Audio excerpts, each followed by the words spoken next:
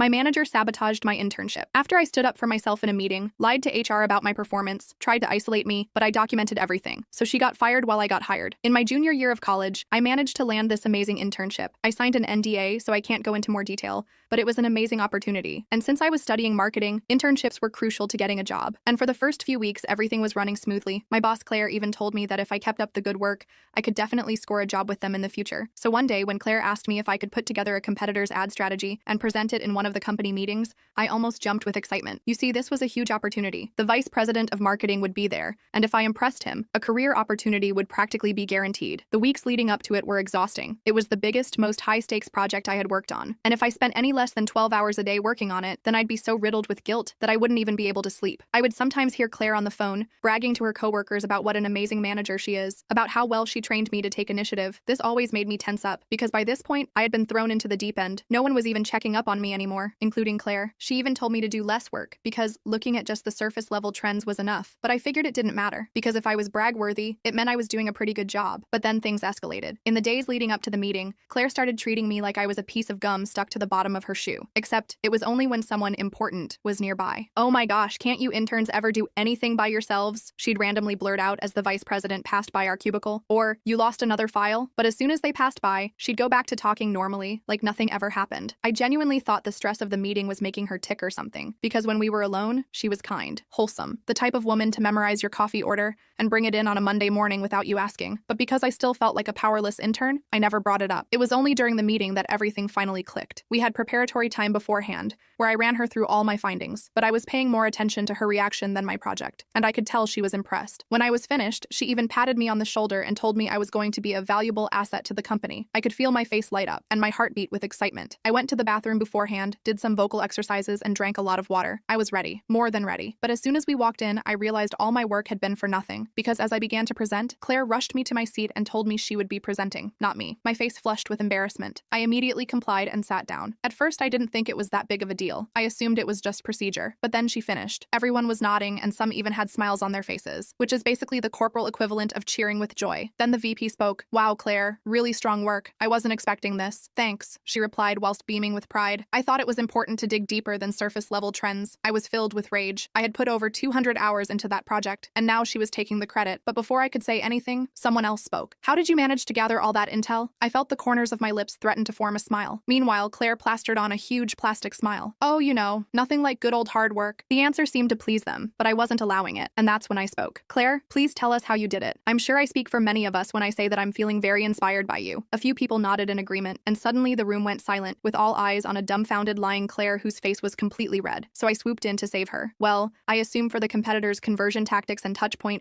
you reverse engineered their funnel?" The whole room was listening to me, so I stood up and began to present my project in full, with no details left out. The whole time, her eyes only got wider and wider, and by the time I was finished, I knew I had taken her soul, along with everyone else's. The vice president's mouth was practically wide open with a mixture of shock and impressiveness. The room immediately broke into uproar about how I was a rare find, and how they were definitely hiring from Claire's pipeline. My heart was fluttering. It was the moment every intern dreams about, but I was so blinded by my joy that I didn't see what was right in front of me, a storm brewing inside of Claire, and she was not letting that moment go. She didn't say another word to me as we left the conference room. The walk back to our department was the most awkward 3 minutes of my life. I spent the rest of the day in a weird state of victory and panic. I'd stood up for myself, but I'd also potentially pissed off the person who determined whether my internship would lead to a job offer. As I was packing up to leave, I noticed Claire watching me from her office. The look on her face wasn't anger. It was something worse. It was calculation. The next morning, my security badge didn't work. The receptionist had to call up to let me in, which was humiliating. When I got to my desk, all my personal items had been moved to a smaller desk near the bathroom. No explanation, no email, nothing. That's when I realized I'd just gotten my first lesson in corporate politics, and the war was just beginning. I spent the entire morning in a fog of disbelief and anger. My workspace downgrade was clearly Claire's first move in whatever game she was planning to play. The desk was literally next to the bathroom door,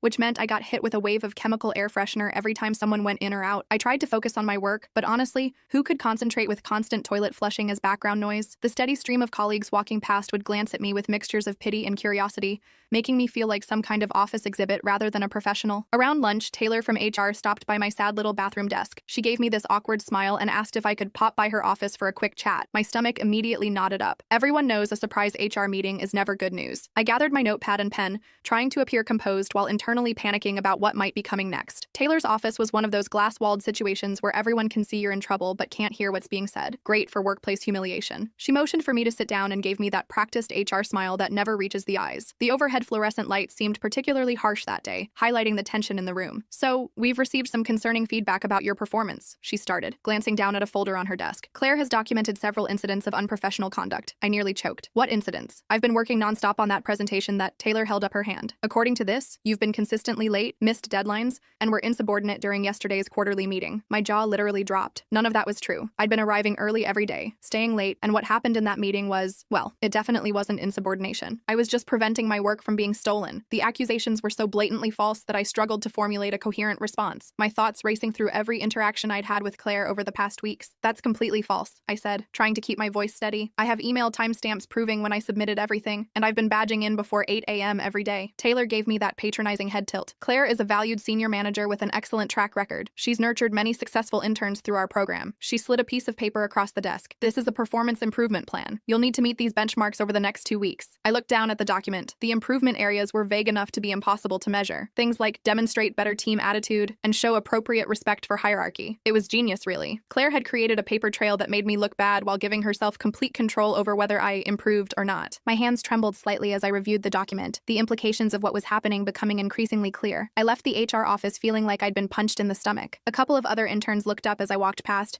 then quickly avoided eye contact. Word had clearly gotten around. The hallway seemed longer than usual as I made my way back to my desk, each step feeling heavier than the last. Back at my bathroom desk, I found my computer login wasn't working. The IT ticket system was down, so I had to awkwardly ask the guy in the cubicle next to me if I could use his computer to submit a help request. He hesitated before letting me, as if my career failure might be contagious. I could feel my face burning with embarrassment as I typed out the support ticket, hyper-aware of his peripheral glances at my screen. I spent the rest of the day organizing paper files since I couldn't access anything digital. It was mindless busy work, but it gave me time to think. Claire was systematically isolating me and building a case for my termination. If I just kept my head down, I'd be out within 2 weeks. If I fought back, well, who would believe an intern over a manager? The file cabinets were dusty and disorganized, clearly untouched for months before being assigned to me as a punishment disguised as a task. That night, I barely slept. I kept replaying everything in my head, wondering if I'd made a horrible mistake by speaking up. Maybe I should have just let her take credit. Maybe that's just how corporate America works. I texted my roommate who was doing an internship at a different company, asking if her boss ever pulled this kind of stuff. She called me immediately, and I ended up word vomiting the whole story. The bedroom ceiling became my blank canvas as I stared upward in the darkness, mapping out possible scenarios and outcomes until the early hours of the morning. "You need to document everything," she said after listening. "Save emails, take notes after conversations, forward important stuff to your personal email." "Isn't that like company theft or something?" I asked. "It's protecting yourself," she countered. "You signed an NDA about company information, not about your personal experiences with workplace bullying." The next morning, I created a new folder in my personal email called Claire Evidence. I started by writing down everything I could remember from the past few weeks,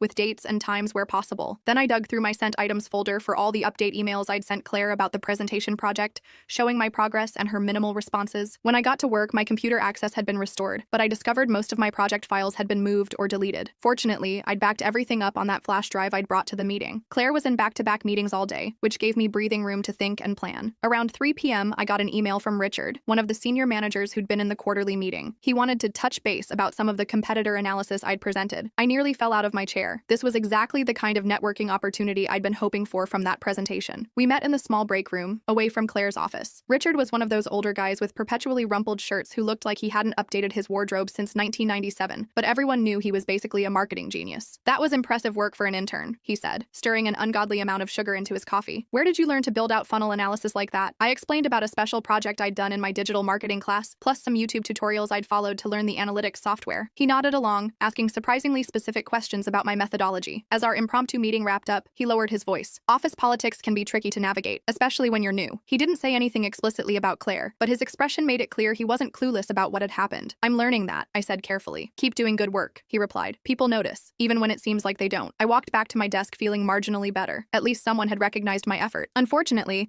Claire was back from her meetings and had noticed my absence. She was leaning against my desk, scrolling through her phone with an air of calculated casualness that immediately put me on edge. "Where have you been?" she asked, her voice sweet, but her eyes cold. "I've been looking for those competitor social media screenshots." I explained about meeting with Richard, trying to keep my tone neutral despite the little victory dance happening in my head. Claire's eye twitched slightly. "In the future, please run all cross-departmental meetings by me first. It's important that we present a unified message. Translation: don't talk to other managers without my permission." "Of course," I said. "I'll send those screenshots right over." The next few days settled into an uncomfortable pattern. Claire would would assign me tedious entry-level tasks that had nothing to do with my skills or the project I'd been working on. She'd forget to invite me to relevant meetings, then criticize me for not being informed about changes. Every morning, I'd find that small things on my desk had been moved around, pens rearranged, sticky notes in different places, just enough to make me feel watched but not enough to complain about. I kept documenting everything and forwarding key emails to my personal account. I also started quietly reaching out to other interns to see if Claire had done this before. Most were too scared to say much, but one guy who'd finished his internship the previous semester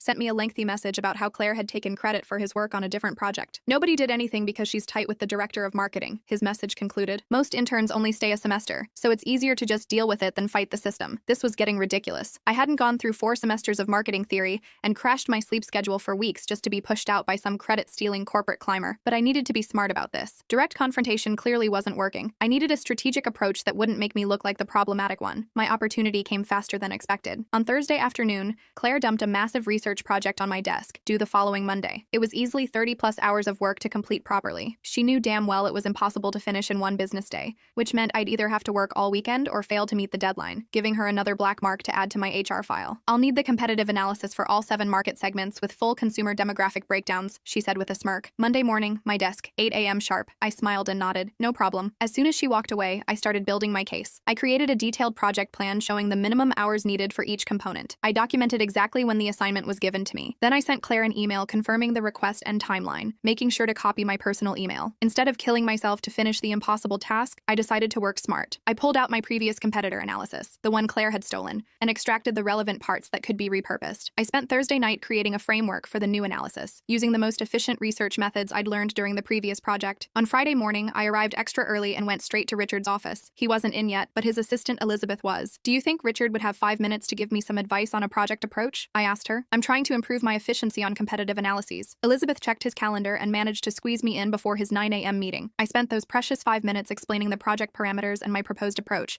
asking if he saw any shortcuts or efficiency improvements. Richard glanced at the project scope, then back at me with raised eyebrows. This was assigned yesterday? For Monday? When I nodded, he shook his head slightly. Your approach looks solid. Focus on the top 3 market segments first. That's where 80% of the value will come from anyway. As I was leaving, he added, document your working hours on this. It's important for resource planning. I took that advice to heart. I created a detailed timesheet tracking every minute I spent on the project. I worked through lunch and stayed late on Friday. I came in on Saturday for 6 hours and Sunday for another 4. By Sunday night, I had a solid professional analysis of the top 3 market segments completed, with partial information on the others. On Monday morning, I arrived at 7:30 a.m. to print and organize everything. I placed the completed portions on Claire's desk, along with my detailed timesheet showing 22 total hours worked, including weekend time. I also attached a professional note explaining my prioritization strategy and the status of the remaining segments. Claire arrived at 8:15, looking surprised to see me already working. She picked up my report without a word and took it into her office. 20 minutes later, she summoned me. This is incomplete, she said flatly, tapping the report. I specifically asked for all 7 segments. I prioritized based on market impact, I explained. The top 3 segments represent 83% of the total market. I've included my methodology and timesheet showing the hours invested,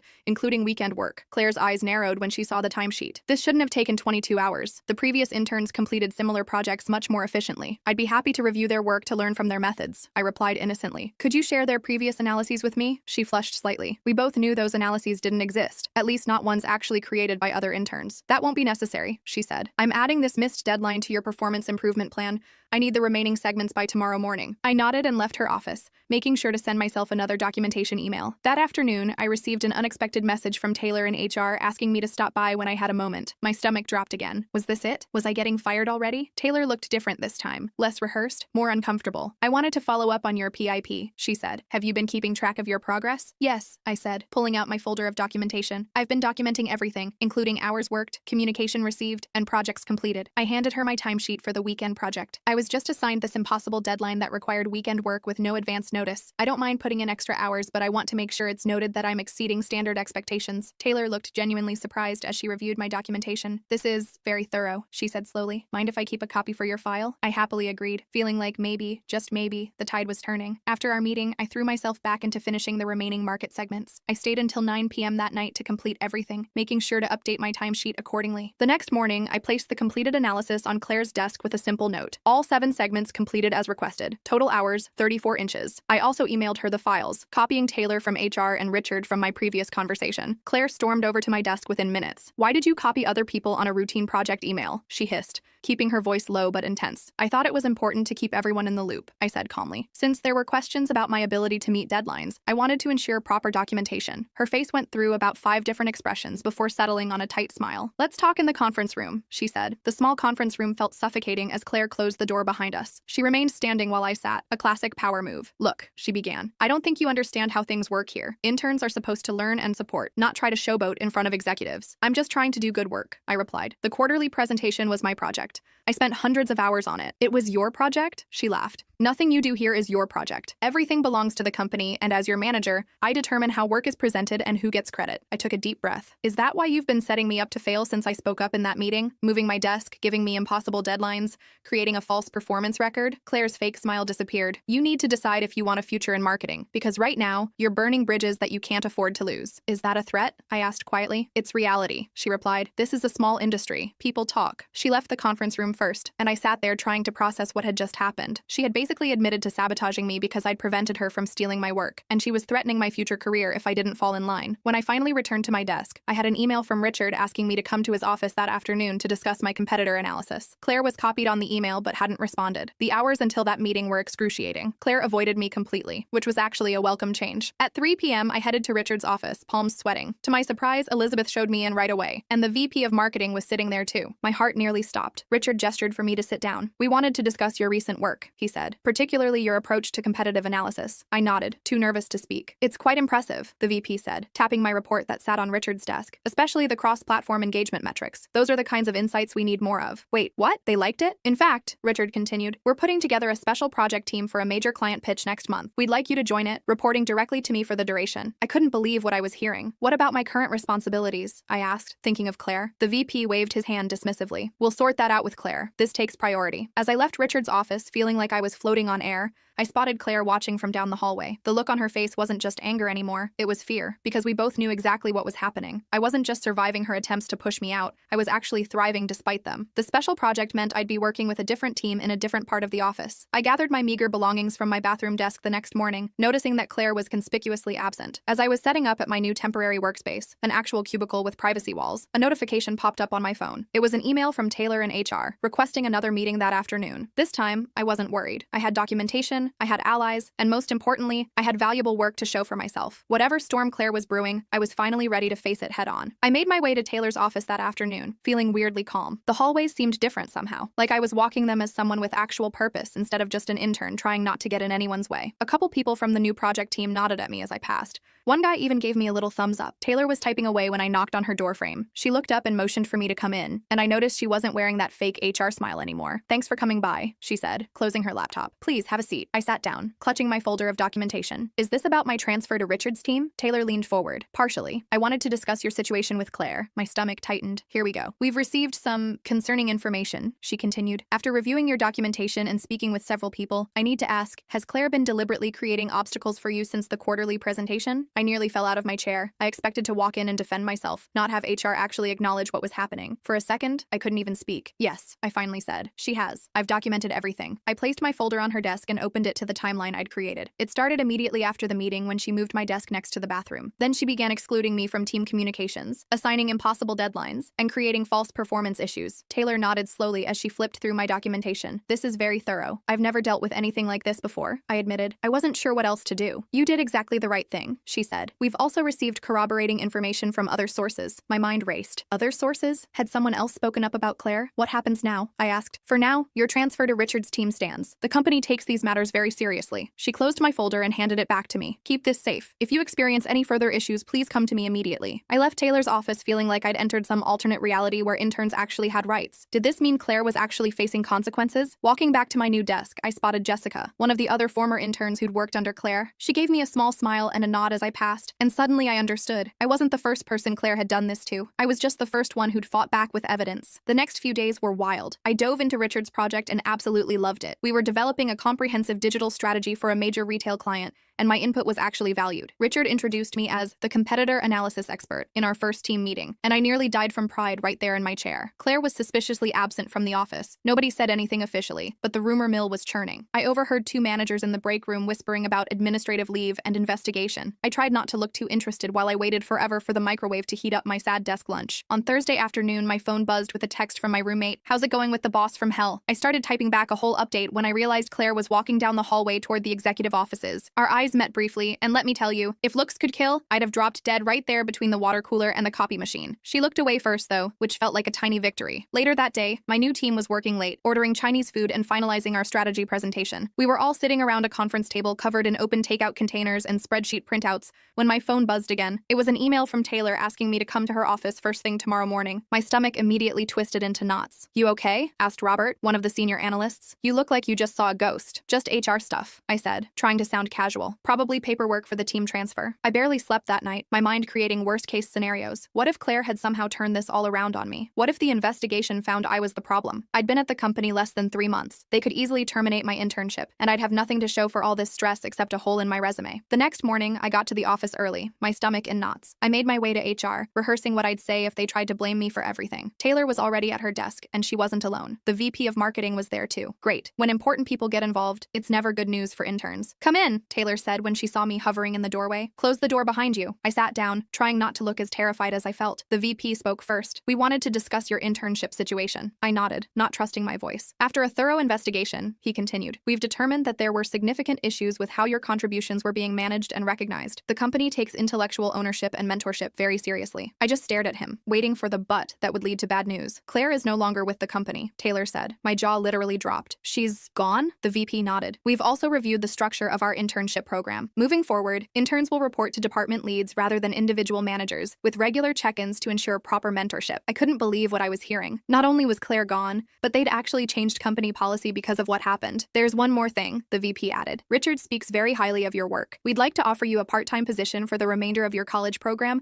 with potential for full-time employment after graduation." I nearly fell out of my chair. "Are you serious?" Taylor slid a folder across the desk. "This contains the offer details. Take some time to review it and let us know your decision by next week." I walked out of that meeting in a daze, clutching the folder like it might disappear if I loosened my grip. I ducked into an empty conference room and called my mom, trying to whisper-scream the news without the entire office hearing me. "They fired her? And offered you a job?" My mom was practically shouting on her end. "That's amazing. We need to celebrate." I promised to call her back later and headed to my desk, still processing everything. Richard spotted me in the hallway and gave me a thumbs up. He must have known about the offer already. "Told you people notice good work?" he said with a wink as he passed. The rest of the day was a blur. I tried to focus on my actual work, but kept getting distracted by the whole situation. A couple people from my original department stopped by to ask if the rumors were true. Apparently word had spread that Claire was gone, and I'd somehow survived her attempts to push me out. After work, my roommate insisted on taking me out for celebratory drinks. We ended up at this dive bar near campus where half our marketing class was already hanging out. When I walked in, Jessica from the office was there too. "Hey, office celebrity," she called out, raising her beer. I felt my face turn bright red as I made my way over to her table. "Is that what they're calling me now?" Jessica laughed. "You're basically a legend. Nobody stands up to Claire and wins." "I wasn't trying to start office drama," I said. "I just wanted credit for my work." "That's why it matters," she replied, suddenly serious. "Claire did the same thing to me last year. Took my entire campaign concept and presented it as her own. I didn't have the guts to say anything." "You mean I wasn't the first?" I asked, though I'd already suspected as much. "Not even close," Jessica said. "She's been pulling this for years, using interns to do her work, taking credit, then pushing them out if they complained. But nobody had the evidence like you did." We ended up talking for hours. Jessica introduced me to 2 other former interns who'd had similar experiences with Claire. One guy had actually changed his major after his internship, thinking he wasn't cut out for marketing. Finding out I wasn't alone made me feel validated, but also sad that Claire had gotten away with it for so long. The following Monday, I signed my employment contract. The terms were better than I'd expected. Flexible hours to work around my class schedule, proper benefits,